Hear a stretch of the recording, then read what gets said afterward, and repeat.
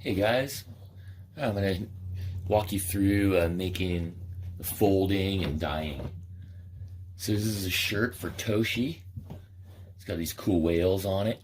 So I was going to go with kind of an ocean theme, like try to get some, look like some waves in there. So first thing you want to do, the shirt is damp. This makes it a little easier to fold. So just got it wet and wring it out. I'm going to turn it inside out. Turn it inside out, so just in case there's like sometimes you see a little bit of flecks of dye in there, they won't show up so much on the front if you see like little speckles. So all right, we got our shirt inside out. Now I'm going to fold it. I think I want to fold it 3 times.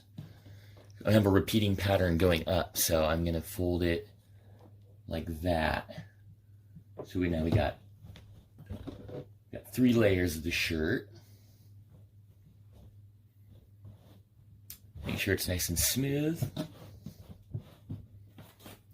Now, we're going to try to do a little wavy pattern here. So, grab some pleats. You want to make sure you're getting all the sections, each 3 of those layers.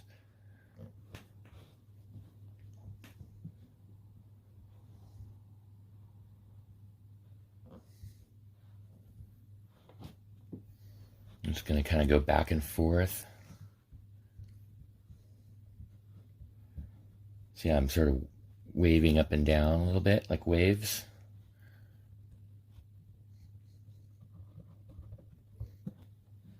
Just kind of scrunch the sleeves in there.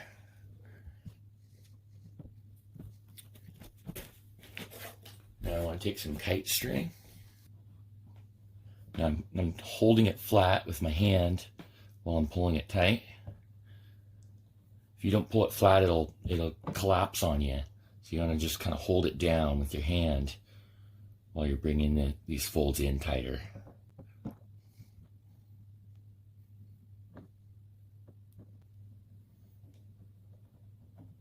Tie a quick double knot there. And now I'm going to scrunch it back together and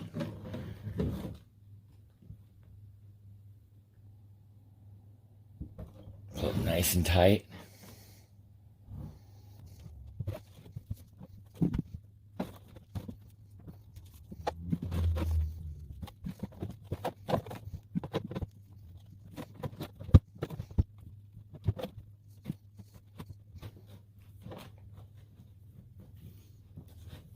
Okay.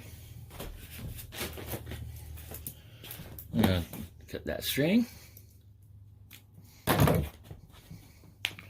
Tie her down.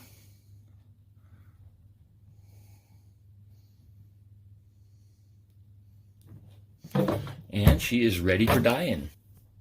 Now, depending on the effect you're going for, you can go, well, this is just damp, just a little bit damp. You can go right ahead and dye it immediately, or you can let the shirt dry out, like you put it out in the sun or let it dry for a day. When the shirt's completely dry, it'll take the dye a little bit differently. I find that the lines of the dye tend to come out a little crisper when the shirt is dry. But when the shirt is dry, the liquid dye also tends to bead up. You'll see little balls of like beads of the liquid, and then they can sometimes run and not go exactly where you want them to go. So I find that having the shirt a little bit damp helps for the dye to go just where you want it. Helps it absorbs into the shirt more easily. So I say we are ready to start dyeing this thing. All right, here we are at the dyeing rack, and I've mixed up a couple of shades of green and blue, turquoise kind of thing. So now we're just going to apply the dye. This is a mixture of Procyon dye and soda ash and water. So I think what I want to do now, you see this is the top of the shirt where the collar is, and here's the bottom of the shirt on this side. And so I'm just going to alternate these 2 shades going across the shirt.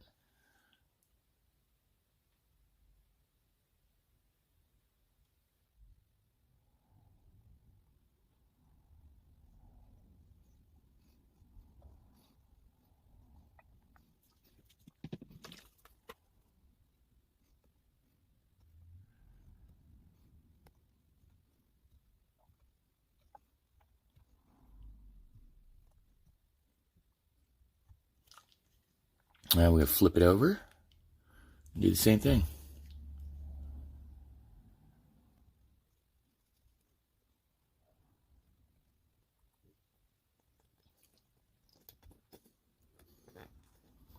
And for that blue, I mean, that green there, I think it could use a little bit more blue. So I'm going to add a little bit of more blue into my mix here, just to get it a little bluer. Give it just the smallest hint of black.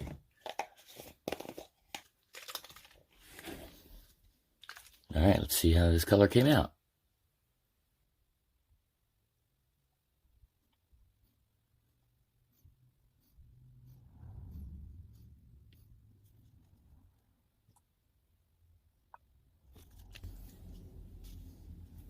Now I like to look in between the cracks there, make sure that it's absorbed down a little bit. I like to leave a little bit of white so you get a nice contrast, but you want to make sure that your dye is penetrating down into the shirt a little bit. And yeah, our saturation looks good.